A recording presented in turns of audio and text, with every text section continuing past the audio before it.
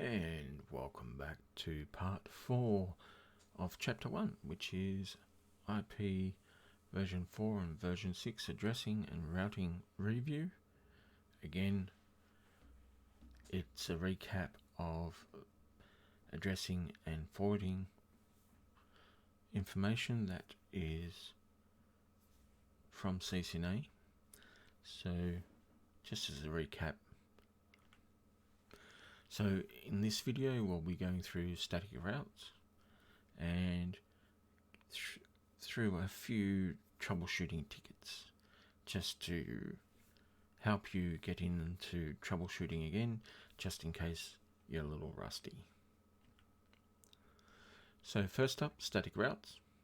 So we'll be looking at the syntax of entering the commands for static routes and some of the issues that we may come across. So what's the static route? They are manually entered routing information. So they consist of the network, subnet mask, and the next hop. So how to get to there. What's the next device in the chain to get to that destination? So you enter it via global config, and the command is IP route, then the network address, subnet mask, and the next hop. So in this example, we are on router 1, and we're telling it how to get to this 10.130 network, which is behind router 3. So to get there, we need to send it via router 2. So IP route 10.130 and a /24 mask, which is 255.255.255.0.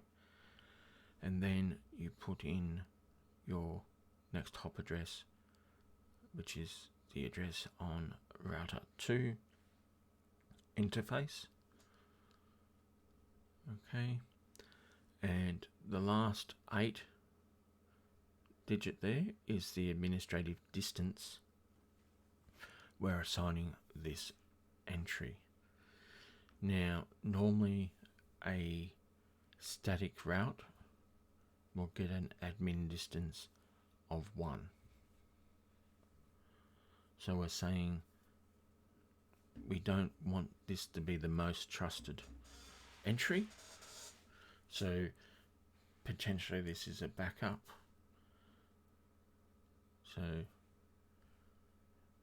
how trustworthy do we want it to be? So what are some of the common mistakes we make? Well, if we configure the wrong information, it's going to forward it to the incorrect device. So here we're looking at static route again to our router 3 network, but here we're saying we're sending it to 2.12.1, which is router 1's interface, which points to router 2. So you'll just get this bouncing back and forth because it originates on the outbound interface, gets to router 2, and it throws it back to router 1 because it's got the wrong next hop address on it. So it's just going to bounce back and forth until the time to live expires.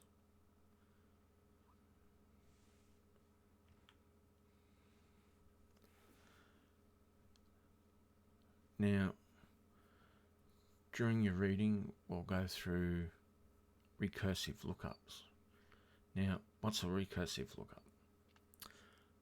when we only give static address via an IP address, it then has to look up the actual IP address in the routing table to work out the egress interface. So here we got the static route, and it's via this next hop IP address. It then has to look up that IP address to find out which interface to forward it out of. That's what a recursive lookup is. So to avoid recursive lookups, we specify the next hop address as well as the interface that is directly connected to send it on its way.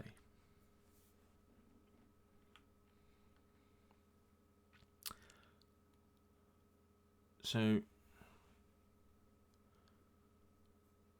with this information, we're looking at the exit interface.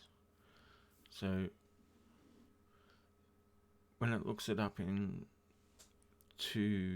the routing table, it's going to again look for the longest match, and here it's /24, so it sort of matches what we're looking for, but it believes it's directly connected to this interface. So we know that's not the case based on the previous topology diagram. So it's going to use ARP to find the MAC address of the IP address for the destination field, and it's going to have the wrong information come back because it's not directly connected.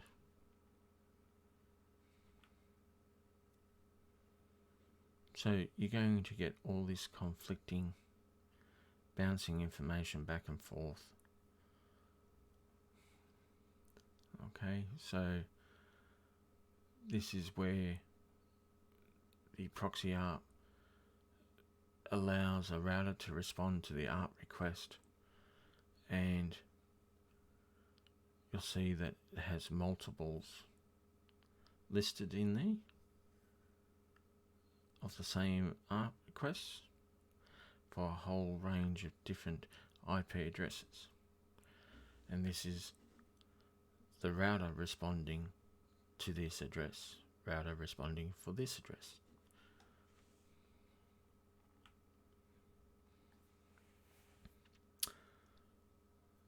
So how do we know whether it's on? If we show an IP interface and the gigabit 00 and look down towards the bottom, you'll see the proxy ARP is enabled or disabled.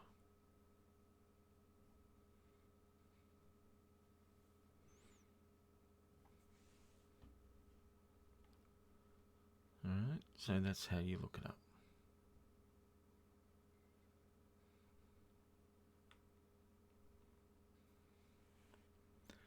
Again, going through same information as last slide. Do we have a double? We do have a double. Isn't that interesting? I didn't pick that up when we first went through. I'll have to remove that one. Okay, so are static routes for IPv6 any different? Not really. Slightly different format, but again, the same process. So IPv6 route, the network prefix, subnet mask, exit interface, next hop IP address, administration distance. Please note that the next hop address is going to be the link local address, not the routable address. This is because it forwards across the link locals. So this can get a little confusing because it is possible for multiple devices to use the same link local address. Okay, because the link local address only has significance to that network. So as a router has multiple networks connected to it, it can potentially have multiple duplicates of the same local link address from different sources. It's not highly likely, but just be aware that it's a possibility. But what's the breakdown? So if I want to get to this network, I need to send it out of this interface, and it's going to this interface on router 2, and administrative distance of 8.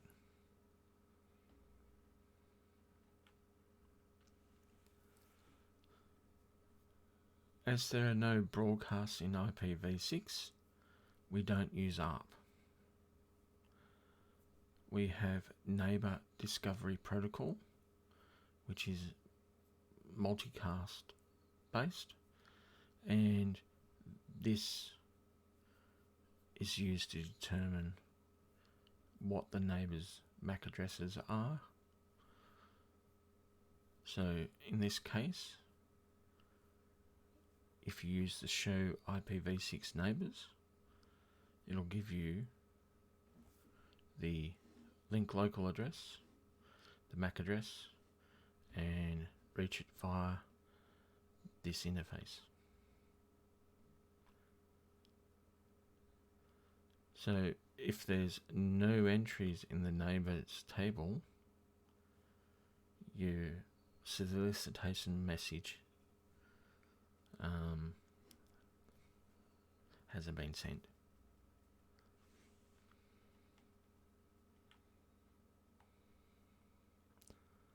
Okay, proxy ARP doesn't exist because ARP doesn't exist. So we're using, as I said, the Neighbor Discovery Protocol, and if the network is not directly connected and we have a neighbor adjacency failure, then we can't forward the information because we need that link local address and that MAC address. So we need to know how to work out what's going on in the neighbor discovery process. So router 1 needs to send neighbor solicitation messages and get a response within a timely manner. So how do we work out whether that's occurring? Well, basically using debug commands. Okay, so moving on to our troubleshooting tickets. Just in case you can't remember how to do troubleshooting, we'll go through some of the basics. So in our first ticket, we've got PC1 trying to access the web server, which is on the other side of router 1, which has NAT enabled. So the ping fails, the ping to the gateway succeeds, the ping from PC2 works, layer 2 and 3 connectivity to and from the router is fine, because remember we can ping the gateways, and PC2 can get out. So always look at your topology to work out how things should be flowing, and then form possible reasons for this failure. So is there an access list blocking PC1? Is NAT not being translated? Okay. Or is the device PC1 misconfigured and sending information to the wrong default gateway? So let's have a look at PC1 IP config information, and the default gateway is listed as 10.1.1.100. So default gateway is misconfigured on PC1.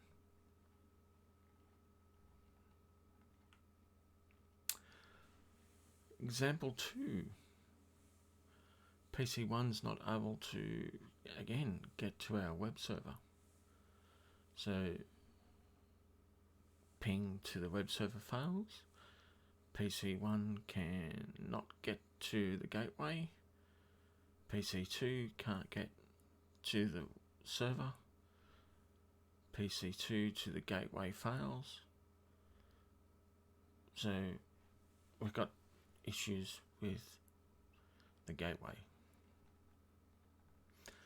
So how do we go about looking at, again, you'll get sick of that little action there, but it's very important that you understand the topology of your network that you're trying to troubleshoot, because that helps you visualize the flow of traffic through the network. So it could be a problem with VLANs. Our switching isn't shown here, but it can always be there. So trunks, virtual trunking protocols, it could be the addressing on the devices that could be wrong. So again, let's have a look at our information, and after looking at our router, we notice that the devices can't get to the DHCP server because the helper address is configured incorrectly. It's going to 1.100 where it should be going to 1.10.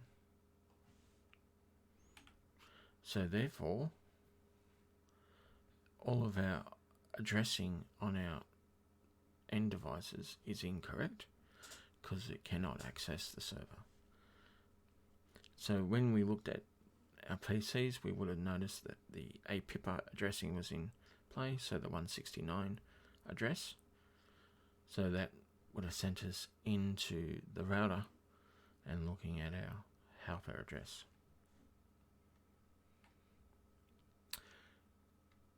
Ticket number 3, just in case you forgot about IPv6, we didn't. So again, same scenario, can't get to the web server, can't access routers 1 gateway. A IP config reveals it's not generating automatic addressing, and neither is PC2. Now, cast your mind back to the video on IPv6 addressing. It uses SLAC or stateful or stateless DHCP. So, what would cause it not to form an IP address? what is the information that the PCs need to receive before it can do dynamic addressing. And I'll give you the hint, it's right there. It needs that network prefix information. So route advertisements are not coming from the router is a pretty good guess. Alright. The other option there is that the PCs aren't configured for automatic addressing. If they weren't configured for automatic addressing, we would have static addresses on there. So that's what we'd be checking for. But we check PCs and they are configured for dynamic addressing.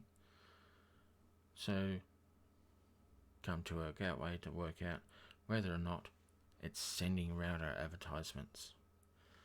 And we have this little command here, IPv6, and then ND, router advertising suppressed all. So it's not sending advertisements out. So no automatic addressing possible. Okay, so how do we change that? Well, we go back in there and change that line, remove it. So we want router advertisements to actually be sent.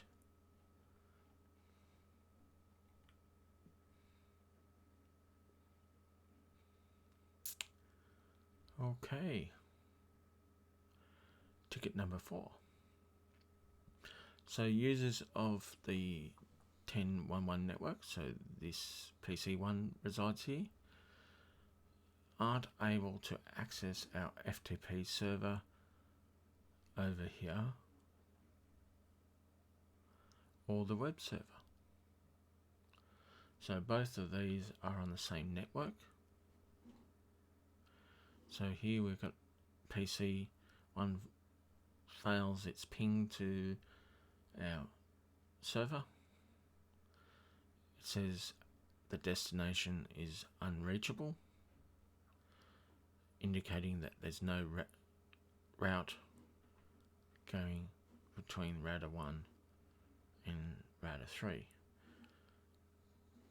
But if we ping from a different device, we can get there. So we've confirmed that the server is up by pinging between each other over here. So possible reasons. We don't have static routes configured all the way across, because look at our topology. We have two possible methods of getting there. We could go via here, or we can go this double hop through here. Now, do we have a route to the network in router 1? Do routers 2 and 3 have routes to all the networks? Now, just because router 1 has a route pointing to router 2 or router 3 for the 10.1.3 network doesn't mean that that device, the next device in the hop, has the route available. And it also doesn't mean that those other routers have entries for the 10.1.1.0 network. Remember, you need entries to get to the destination, and you need to return. So there needs to be entries for your network available in routers 2 and 3. So let's have a look in our router 1. It says the 10.1.3 network is available to us via the next hop address of 10.1.12.2. So that tells us that it's going via this IPv4 hop into router 2. So by using a show IP route, we've worked out where it's going to. So the packet's being forwarded from router 1 to router 2. So we need to check out this range. Now, what other step did we miss? See over here, 10.1.3.0.24. 10.1.3.0.29. We're not necessarily going to get a match for the IP addresses if we're using different subnet information. So we change that 29 to back to a 24, which matches the actual network subnet mask, and hopefully you'll get success. But again, because we're using static routes, you could potentially have issues on routers 2 and 3 with not having return addresses. So it's a process of elimination and checking, and not pre-reading or preempting reading. It's something that us humans do quite well. Got to remember we're looking for the network address and the correct subnet mask and the next hop. Okay. All right. That concludes the theory portion of the first chapter. So I think the next video will be a video on DHCP. If you want to go through and configure it for V6 and that, go right ahead, but I'll just do the basics on probably IPv4, as it is still the most common protocol that is in use here in Australia.